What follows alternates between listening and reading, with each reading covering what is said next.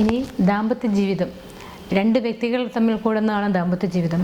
ആ രണ്ടുപേരും രണ്ട് സാഹചര്യത്തിൽ നിന്ന് വളർന്നു വന്നവരാണ്. രണ്ടുപേർക്കും പലതരത്തിലുള്ള എക്സ്പീരിയൻസ് ഉള്ളവരാണ്. അപ്പം നിങ്ങൾ രണ്ടുപേരും പല വിട്ടുവീഴ്ചകൾ ചെയ്ത് പരസ്പരം അങ്ങോട്ടും ഇങ്ങോട്ടും മനസ്സിലാക്കി ഇട്ടൊക്കെ വേണം കല്യാണം കഴിക്കാൻ.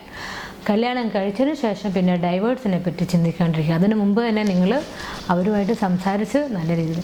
ഇനിയിപ്പോൾ ഈ നിമിഷത്തിൽ ഒത്തിരി പേര് ഡൈവേഴ്സ് ആയവരൊക്കെ ഉണ്ട്.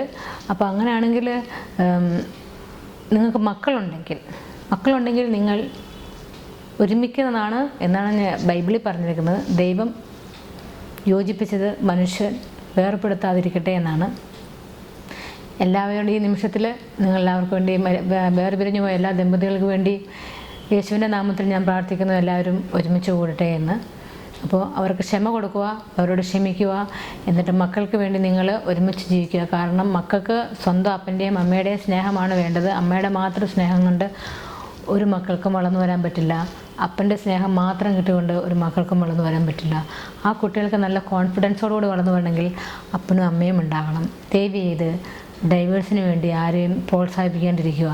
അങ്ങനെ ഡൈവേഴ്സിനായിട്ട് അവർ വന്നാൽ തന്നെയും അവരെ കോംപ്രമൈസ് ചെയ്ത് അവരെ യോജിപ്പിച്ച് വിടാൻ തന്നെ എല്ലാ അഡ്വക്കേറ്റ്സും ശ്രമിക്കുക.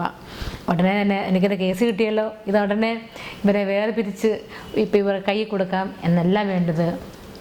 ഡൈവേഴ്സ് കേസുകൾ അവർക്ക് നിങ്ങൾ എന്തോരം കാശ് നിങ്ങൾക്ക് കിട്ടുന്നു, അപ്പം കുറച്ച് സമയങ്ങൾ ദൈവത്തിന് വേണ്ടി, ആ ദമ്പതികൾക്ക് വേണ്ടി കുറച്ച് സമയം കളഞ്ഞ് അവരെ കോംപ്രമൈസ് ചെയ്ത് അവർ കൗൺസിലിംഗ് കൊടുത്ത് അവരെ യോജിപ്പിച്ച് വിടുകയാണ് നിങ്ങൾ വിദ്യാസമ്പന്നരായ അഡ്വക്കേറ്റ്സ് ചെയ്യേണ്ടത്.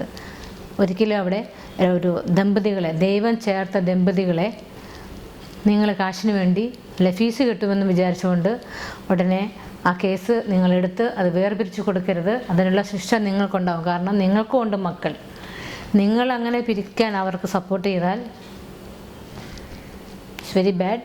Don't do that. Don't encourage any couples for the diverse.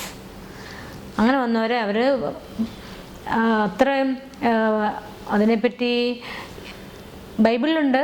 ഒരു പെണ്ണ് വ്യഭിചരിക്കുകയാണെങ്കിൽ ആ പെണ്ണ് ഉപേക്ഷിക്കാമെന്നുണ്ട്. അതങ്ങനെ എല്ലാ പ്രൂഫും ഉണ്ടെങ്കിൽ പിന്നെ ആ പെണ്ണിനെ ഉപേക്ഷിച്ച് ഒരു ചെറുക്കൻ മറ്റൊരു സ്ത്രീയുടെ കൂടെ ബന്ധമാണെങ്കിൽ അങ്ങനെ അതും ബൈബിളിലുണ്ട്. അങ്ങനെ മറ്റുള്ളവരുമായിട്ട് അങ്ങനെ പോകുന്നതാണെങ്കിൽ അവൾ ഉപേക്ഷിക്കാമെന്നുണ്ട്.